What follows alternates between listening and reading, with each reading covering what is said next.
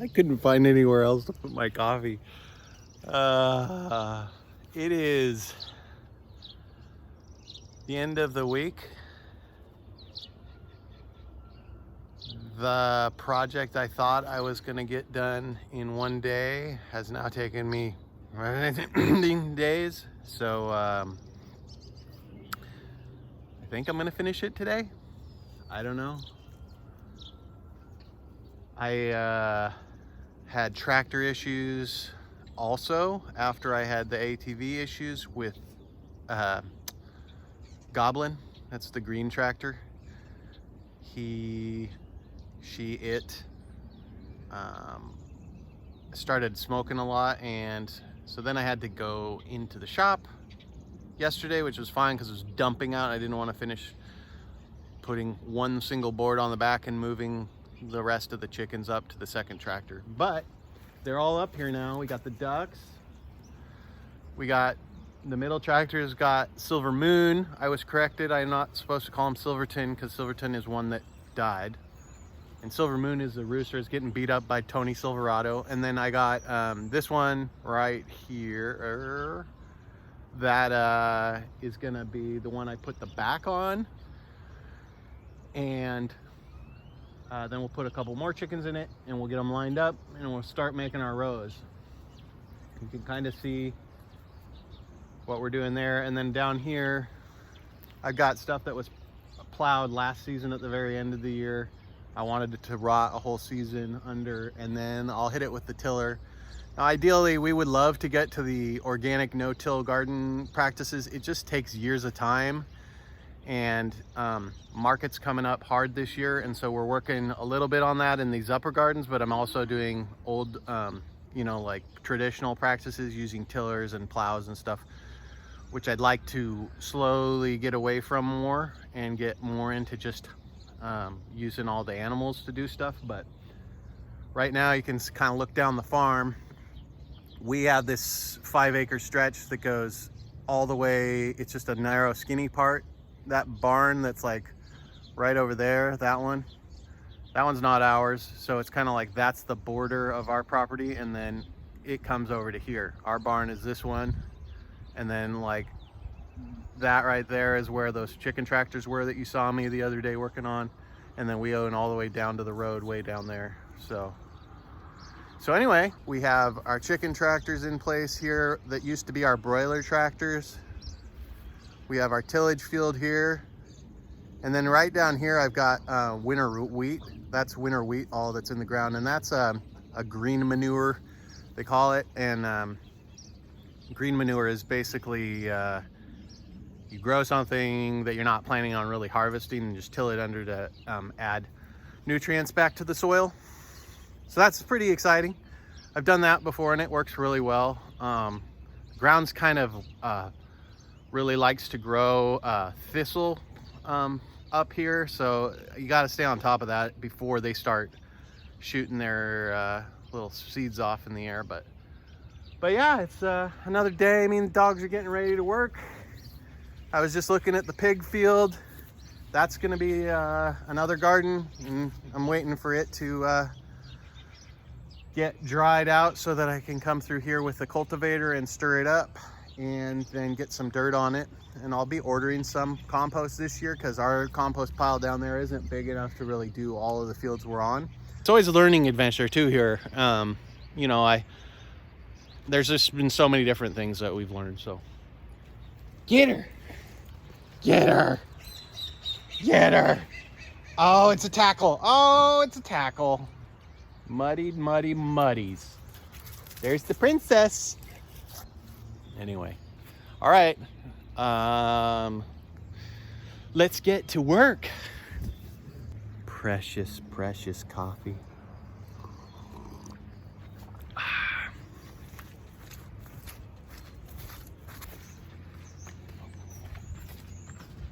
Pretty weird having get used to doing everything one-handed. The shop. I got Goblin all tore down yesterday.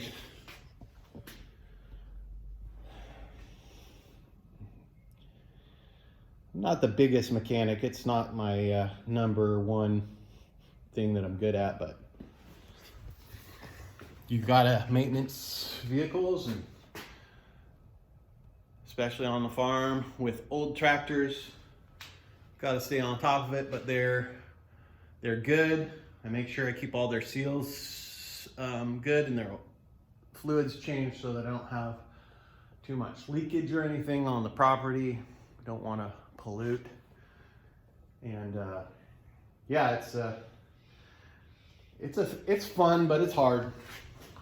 Stay on top of the tractors. So I'll finish this up today, this morning. I'm almost done. I just have to pull the head off, clean out the oil in there, and then I'll get that all put back together and ready. But first, we have to start a fire in here because it's freezing. So I usually start a little fire in the morning in here so that the shop's warm and I can do stuff out here. I try not to build a fire if I'm not going to be out here, but it seems like I'm out here almost every day, so. But it's actually good for the equipment not to freeze this time of year, because it's hard on old machines to be cold, just like it's hard on old bodies to be cold. You see, I do not use kindlings, I use the power of gas.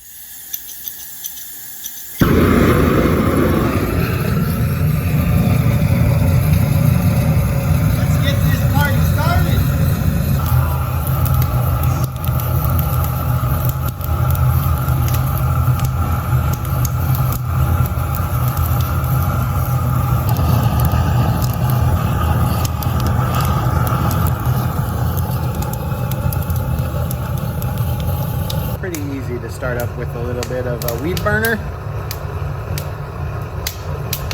It's a little lazy. So many things not to be lazy about on the farm, but I don't feel bad. I'm gonna use that thing to get this place heated up. But yeah, like I was saying, the documentary footage is intense. It's like I set up the camera.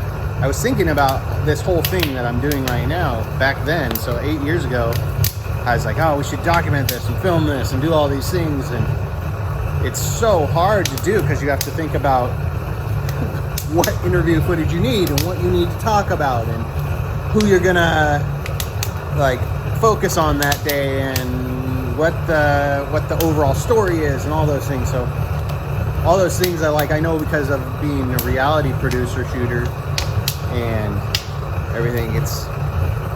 But then I watched the footage because I was already, I already knew how to do all that. And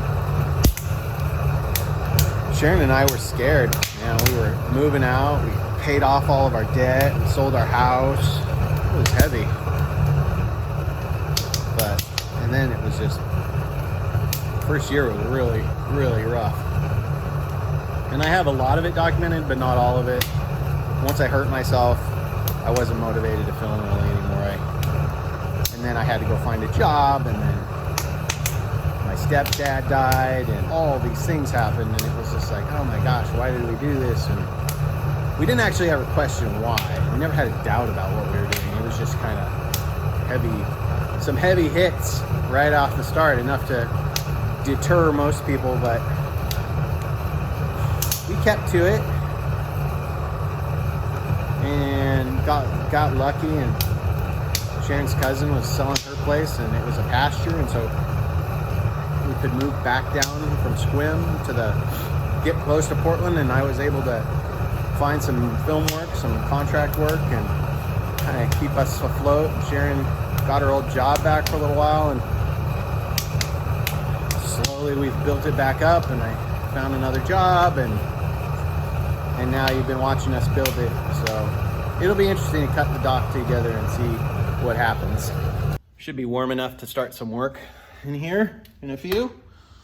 I'm gonna finish my coffee, set up a tripod shot, and start working on the tractor.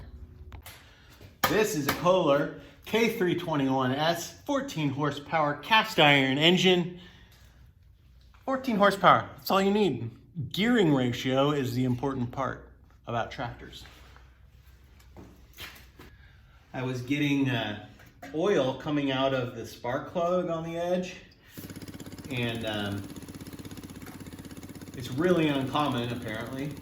And so I was told by the Power King Guru Jim to pull off the valve cover, check the valves, make sure there's no cloggage. And I found this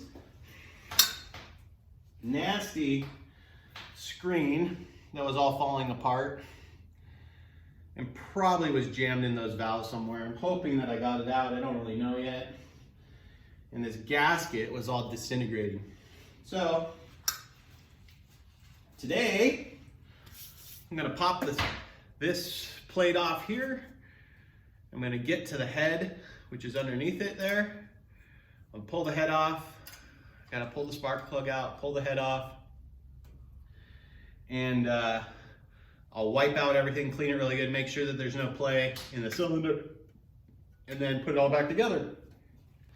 They've been around since the 70s, like me. And I think they're good. They're really good tractors still. For a small farm, they're really good tractors, so. Heck yeah, I'm the Power King, you know? I can't afford a new tractor, there's no way. It was cheaper for me to buy 2 tractors and ship them here from Pennsylvania than it was for like 2 months of a single new tractor payment, so. After I hurt my back in Squim, I knew I had to have tractors if I was actually gonna do the farm thing. Because I mean, I was doing hand cultivators, and I was using llamas to log. You ever log with llamas? That's a mistake. Learned a lot up there though. That's why I called it farm college. 100 acres. Was intense.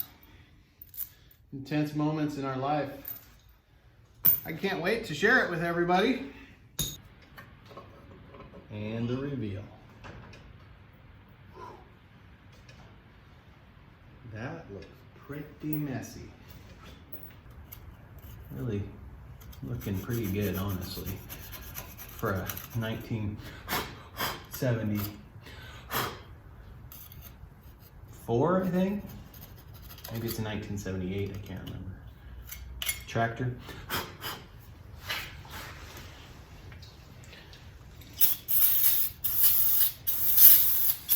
I'm just gonna let that sit for a minute. And it's spa day. I'll be working on your fingernails now.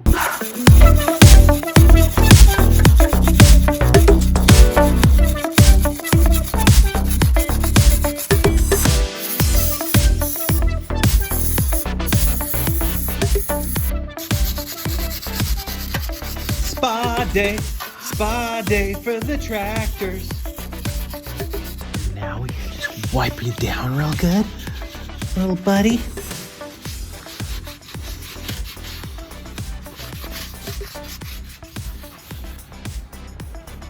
It's a windy day out. Glad I'm not outside.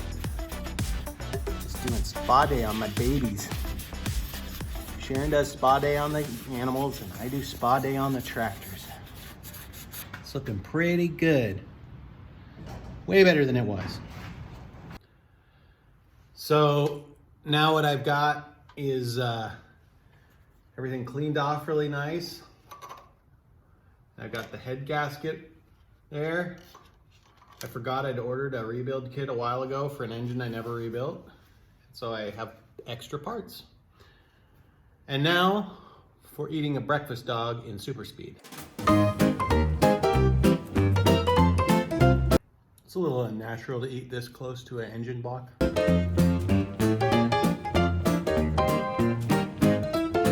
But sometimes it's necessary.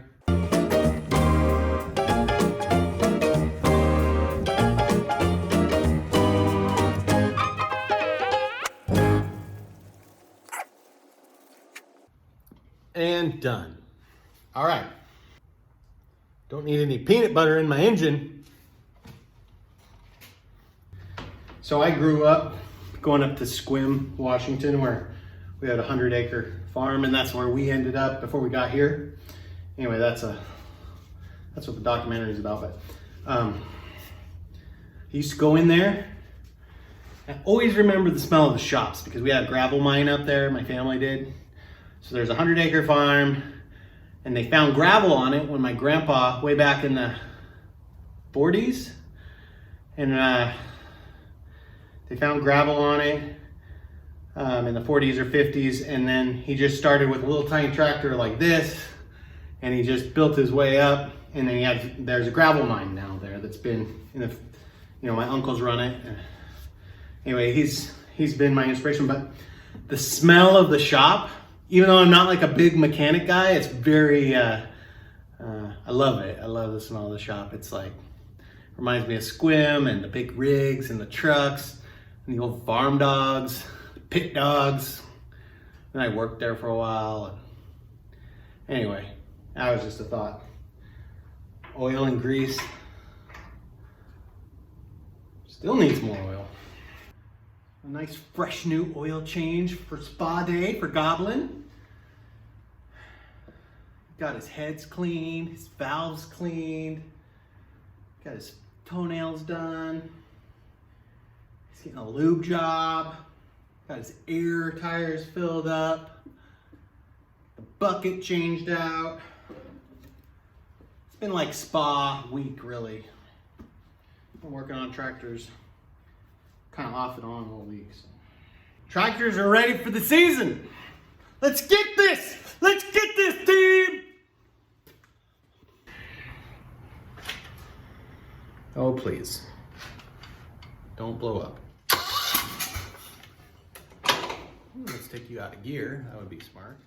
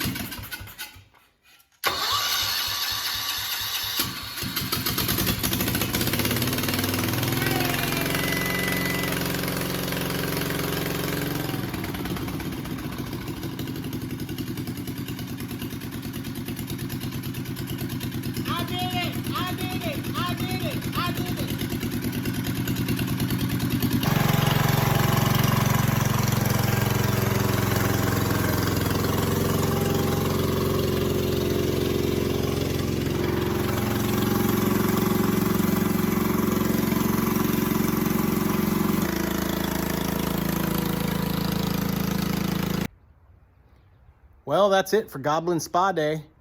Everything seems like it's good to go. Went around the property once down and up. I'm gonna check the oil real quick, but other than that, I think it's good. Now I got oil all over my face, apparently. Yeah, it's my new look. Yeah, but anyways, so finally the farming can maybe begin, maybe. And maybe I can fix that chicken tractor finally now that it's Friday and the whole week's gone by. Oh well, what else am I gonna do?